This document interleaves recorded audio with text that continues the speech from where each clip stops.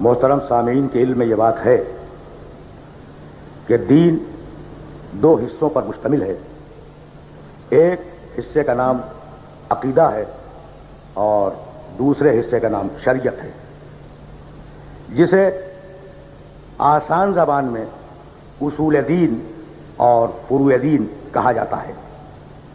عقیدہ وہ ہے کہ جسے کھلے دل کے ساتھ تسلیم کیا جائے، اور عمل وہ ہے کہ جو اللہ کرواتا جائے ہم کرتے جائیں. عقیدہ اصول دین، شریعت فروع دین. اس چھوٹے سے سورہ مبارکہ میں پروردگار عالم نے انہی دو باتوں کو دو لفظوں میں ارشاد فرمایا، والعصر ان الانسان لفی خسر الا الذین آمنوا وعملوا الصالحات. ایمان لاؤ، عمل صالح کرو. ایمان اصول دین، عمل صالح فروع دین. دائرہ عمل صالح کا بڑا وسیع ہے. انسان کا رشتہ اللہ کے ساتھ، دیکھو عمل صالح، انسان کا رشتہ اللہ کے ساتھ. اس رشتے میں نماز بھی ہے، روزہ بھی ہے، حج بھی ہے، زکات بھی ہے، خون بھی ہے، دوسرے فروعات ہیں. تو انسان کا رشتہ اللہ کے ساتھ، یہ رشتہ.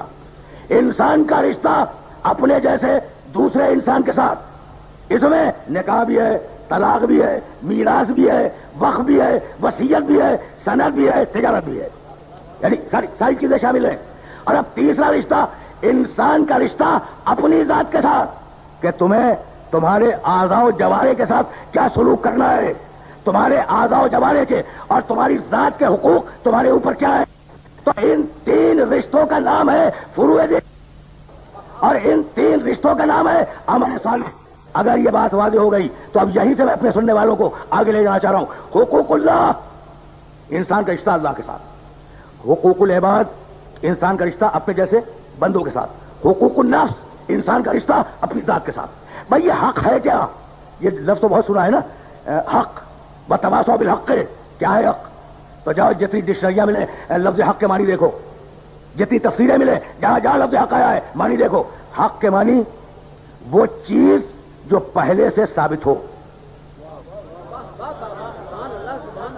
حق کے معنی وہ شے جو پہلے سے ثابت ہو.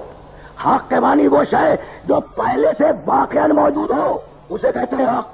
بھائی اگر یہ بات سمجھ میں آ گئی تو میں اسی مقام سے آگے بڑھوں گا. حق کسے کہتے ہیں؟ جو پہلے سے ثابت ہو. حقیقت کسے کہتے ہیں؟ جو پہلے سے موجود ہو. یعنی تمہارے ماننے نہ ماننے سے اس کے وجود پہ کوئی فرق نہیں آتا. تم مانو یا نہ مانو، اگر چیز ہے، اس کی کوئی حقیقت ہے تو وہ موجود ہے. تمہارے ماننے نہ ماننے سے کوئی فرق نہیں پڑے گا. بھائی توجہات مقبول ہیں. میں ذرا بات کو سطح عمومی سے بلند کر رہا ہوں تھوڑی دیر کے لیے. اچھا، تو جو واقعی شے ہو، جو حقیقی شے ہو، اس کا نام ہے حق. دیکھو، سچائیوں کا اعتبار بھی حق پر ہے. سچائی کے معنی کیا ہے؟ سچائی کے معنی جو حقیقت ہے اس کے مطابق بیان کرنا. یعنی حقیقت پہلے ہے، بیان بعد میں.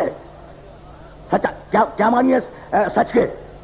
سچ کے معنی کیا ہے؟ کہ جو چیز ہوئی، جو حقیقت تھی، اسے میں نے بیان کر دیا. اور جھوٹ کے معنی کیا ہے؟ کہ جو حقیقت نہیں تھی وہ میں نے بیان کی. تو اگر حقیقت کو درمیان سے نکال دو تو نہ سچ باقی رہے گا نہ جھوٹ باقی رہے گا. ٹھیک ہے نا؟ بس آرام سے میرے ساتھ چلتے رہو تو یہ منزل آسانی کے ساتھ سر ہو جائے گی. لیکن اس کے برعکس یورپ کے ایک مشہور فلسفی نے یہ نظریہ دیا کہ حقیقت کچھ نہیں ہے. حقیقت کچھ نہیں ہے، سوچو تو ہے نہ سوچو تو نہیں ہے. برکلے بڑا مشہور فلسفی گزرا ہے، اور میں فلسفہ تصوریت بیان نہیں کروں گا اپنے سننے والوں کی خدمت میں صرف ہیڈ لائن بیان کر رہا ہوں. اس نے یہ تصور دیا کہ بھائی سوچو تو ہے اور نہ سوچو تو وہ چیز نہیں ہے. یعنی عجیب بات ہے کہ اس چیز کا وجود اور اس چیز کا عدم تمہاری سوچ پہ. تو تم جو سوچ رہے ہو وہ ہو یا نہیں. دیکھو بہت نازک مرحلہ فکر ہے. جس نازک مرحلہ فکر پر میں اپنے سننے والوں کو لے کے آ گیا. یعنی اب میں پوچھنا چاہ رہا ہوں کہ بھائی اگر سوچ ہی پہ چیز کا وجود ہے تو جب تک تم نے سوچا نہیں تھا تم تھے یا نہیں؟ اگر سوچنے سے پہلے نہیں تھے تو پھر لایا کون؟ اس کا مطلب یہ کہ کوئی حقیقت ہے جو تم سے سچوا رہی ہے. دیکھو دیکھو دیکھو آگے جانا ہے. ابھی میں منزل تمہید میں اپنے کچھ مسائل کو استوار کرنا چاہ رہا ہوں تاکہ بات کو یہاں سے آگے لے جاؤں. تو حقیقت کا وجود ثابت ہے, تمہاری سوچ اسے مانے یا نہ مانے. یہی وجہ ہے کہ پروردگار نے قرآن میں آواز دی وَيَعْلَمُونَ أَنَّ اللَّهَ هُوَ الْحَقُّ الْمُبِينُ. وَيَعْلَمُونَ سب جانتے ہیں, سب جانتے ہیں کہ اللہ کھلا ہوا حق ہے. یعنی تمہارے سوچنے یا نہ سوچنے پہ مبنی نہیں ہے. مانو جب بھی حق ہے, نہ مانو جب بھی حق ہے. پہنچ رہی ہے نا بات میرے سننے والوں تو پہنچے نا. مانو جب بھی حق ہے, نہ مانو جب بھی حق ہے. اللہ ہے حق مبین. تو اب اس کو حق ہے کہ وہ حقوق کو معین کرے اور حقوق کی تاثیر کرے. اب تمہید کو زیادہ طولانی نہیں کروں گا, لیکن یہ بات تو واضح ہو جائے نا. اللہ ہے کائنات کا سب سے بڑا حق, تو پھر بنیادی حق اسی کا ہوگا. بنیادی حق ہے حقوق اللہ. اور اس نے جو بندے بنائے تو ان کے وجود کے تقاضوں کے اعتبار سے کچھ دوسرے حق دے دیے. تو اب بنیادی حق اللہ کا, اور اللہ نے کہا بندوں کے حق کو دے دو, بندوں کے حق کو دے دو. اب یہاں سے آیا حقوق العباد کا مسئلہ. اور چونکہ تم ہو اور ہم تمہارے وجود کو چاہتے ہیں تو اپنے اعضاء و جوارح پہ ظلم نہ کرو. یہاں سے حقوق نفس کا مسئلہ آیا. پہنچ رہی ہے بات. یہ حق کا مسئلہ واضح ہو رہا ہے. تو اب یہیں سے میں آگے بڑھ جاؤں. عجیب مرحلہ فکر ہے, اور اس مرحلہ فکر پر روک کر اپنے سننے والوں کی خدمت میں کچھ کہنا چاہ رہا ہوں. کل کی آیت اگر ذہن میں ہو, دیکھو کیسے حقوق معین کیے ہیں. کتب علیکم اذا حضر احدکم الموت ان ترک خیرا الوصیہ للوالدین والاقربین بالمعروف حقا علی المتقین. ہم نے یہ طے کیا ہے کہ جب تمہاری موت کا وقت آ جائے تو اگر خیر چھوڑ کے مر رہے ہو تو اس خیر کی وصیت کرو والدین کے لیے, اپنے قریبی رشتہ داروں کے لیے. یہ حق ہے جو ہم نے متقین پہ واجب کر دیا. پہنچی بات نہیں؟ ذرا سا میں بات کو اور واضح کر دوں. یہ حق ہے جو ہم نے متقین پہ واجب کیا ہے. بھائی چلو ذرا تاریخ کی طرف. سب کو یاد ہے حق, ذرا توجہ رکھنا. سب کو یاد ہے کہ پیغمبر نے کہا لأوتین الرایۃ غدا رجلا کرارا غیر فرار یحب اللہ ورسولہ ویحب اللہ والرسول لا یرجع حتی یفتح اللہ بین یدیہ. کل میں علم دوں گا رجل کو, کرار کو, غیر فرار کو, خدا و رسول کے محبوب کو, خدا و رسول کے محب کو. وہ واپس نہیں آئے گا جب تک خیبر فتح نہ کر لے. اتنی روایتیں تم نے سنی ہوگی. اب آگے کا جملہ مجھ سے سنو. جیسے ہی رسول نے کہا کہ میں کل علم دوں گا رجل کو, کرار کو, غیر فرار کو, خدا و رسول کے محبوب کو, خدا و رسول کے محب کو, تو ایک مرتبہ کچھ لوگوں نے آگے بڑھ کے پوچھا کہ یا رسول اللہ کس کو دیں گے؟ بھئی یہ تو صفتیں بیان کر رہے ہیں نا, ذرا نام تو لے لے, کس کو دیں گے؟ تو رسول نے کہا یا خذوہا بحق کیا, اسے دوں گا جو عالم کے حق کو ادا کر سکے.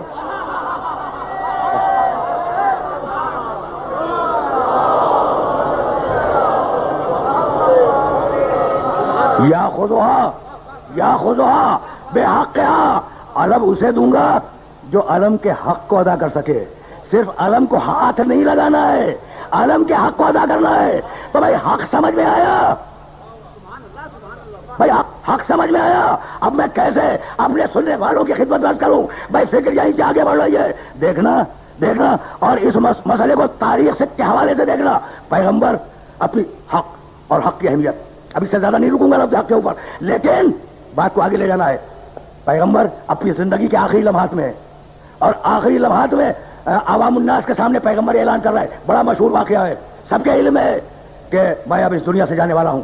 اگر تم میں سے کسی کا کوئی حق میرے اوپر ہو تو میں اجازت دیتا ہوں کہ وہ حق مجھ سے وصول کر لے. یاد ہے نا واقعہ؟ اچھا واقعہ تو سب کو یاد ہوگا. تم میں سے کسی کا کوئی حق اگر میرے اوپر ہو تو میں تمہیں اجازت دیتا ہوں کہ وہ شخص اٹھ کے کھڑا ہو جائے اور وصول کر لے. بڑے مجلس سے شخص اٹھ کے کھڑا ہو گیا اور کہنے لگا یا رسول اللہ, آپ ایک سفر میں جا رہے تھے اور آپ نے اپنی سواری کے ناکے کو تازیانہ مارا. وہ تازیانہ اتفاق سے میرے بدن پہ لگ گیا.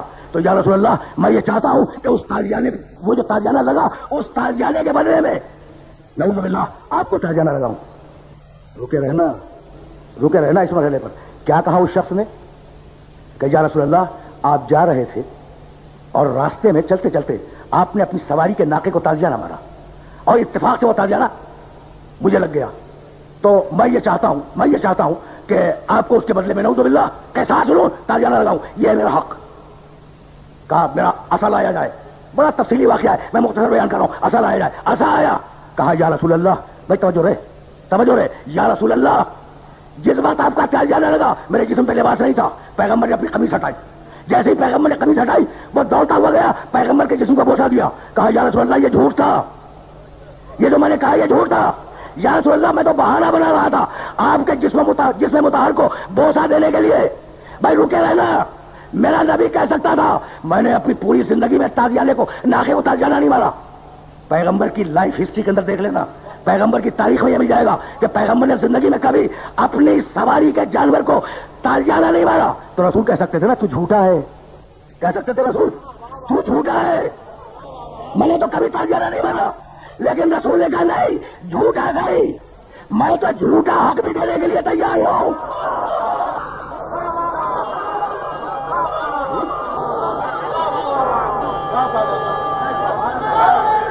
فاطمة الزهراء